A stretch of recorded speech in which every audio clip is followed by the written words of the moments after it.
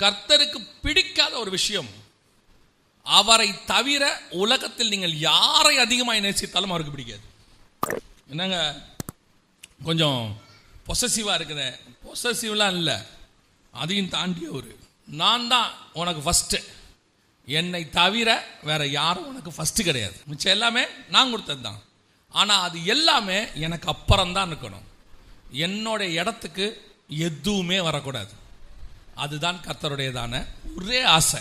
நீங்கள் எங்கே வேணாலும் எடுத்துக்கோங்க, ஆபிரகாம்லேருந்து எடுத்துக்கோங்க. நீ உன் குமாரனை, நேசகுமாரனை கொடுக்குறாயா எனக்கு. அதோட அர்த்தம் என்னன்னா, நீ என்ன நேசிக்கிறியா, அவனை நேசிக்கிறியா.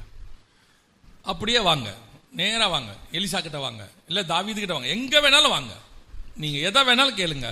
அவர் ஒரு விஷயத்தில் ரொம்ப கான்ஷியஸாக இருப்பார். நீ என்னை விட எதை அதிகமாக நேசிக்கிற? பேதுருகிட்ட கேட்பாரு, மீனா நானா?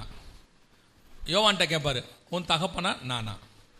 எதை வேணா எடுங்க, கடைசியாக ஒரே வார்த்தை அவரே சொல்லிடுவார், ஒருவன் என்னை பார்க்கிலும் தன் தாயையாவது தன் தகப்பனையாவது நிலங்களையாவது நேசிக்கிறவன் எவனோ அவன் எனக்கு பாத்திரவான் அல்ல. ஒரு விஷயத்தில் மட்டும் அவர் விட்டு கொடுக்கறதே கிடையாது. இந்த சோதனை பல நேரத்தில் வரும். எல்லாரையும் பிள்ளை கொடுன்னு சொல்ல மாட்டார், உன் பிள்ளையை கொண்டாந்து எனக்கு பலி கொடுன்னு எல்லாரையும் சொல்ல மாட்டார். ஆனால் வேறு விதத்தில் சோதனை வரும்.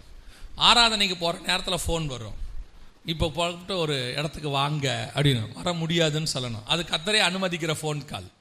நீங்கள் ப்ரேயருக்கு போகும்போது ஒரு கால் வரும், அல்லது நீங்கள் பைபிள் வாசிக்கும் போது ஒரு மெசேஜ் வரும். அந்த மெசேஜுக்கு நீங்கள் ரிப்ளை பண்ணி அவங்களோட பேச வேண்டியதா, இல்லை பைபிள் வாசிக்கிறீங்களா?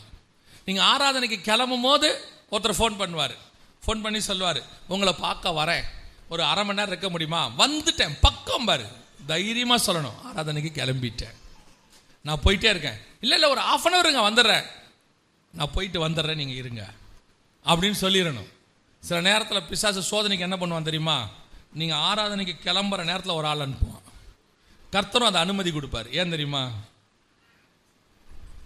கர்த்தர் சோதிச்சு பார்ப்பார், நீ எதுக்கு இம்பார்ட்டன்ஸ் கொடுக்குறேன்னு. வருவார், வந்த உடனே சொல்வார், இந்த வழியாக வந்தேன், உங்க பார்க்கலான்னு வந்தேன். சொல்லணும், ஆராதனை கிளம்பிட்டேன், வாங்க பேசிக்கிட்டே போவோம் அப்படின்னு.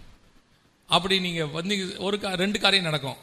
ஒன்று, அவர் உங்கள் கூட ஆராதனைக்கு வந்துட்டாருன்னா இங்கே ரட்சிக்கப்பட்டுருவார். அல்லேலூயா, ரட்சிக்கப்பட்டுருவார். இல்லையா, அவர் ஒருவேளை இல்லைங்க நான் வேணா போயிட்டு அப்புறம் வரேன் அப்படின்ட்டு போயிட்டாருன்னா, அதுக்கப்புறம் எந்த ஆராதனை நேரத்துக்கு அவர் வரமாட்டார் உங்களை பார்க்க.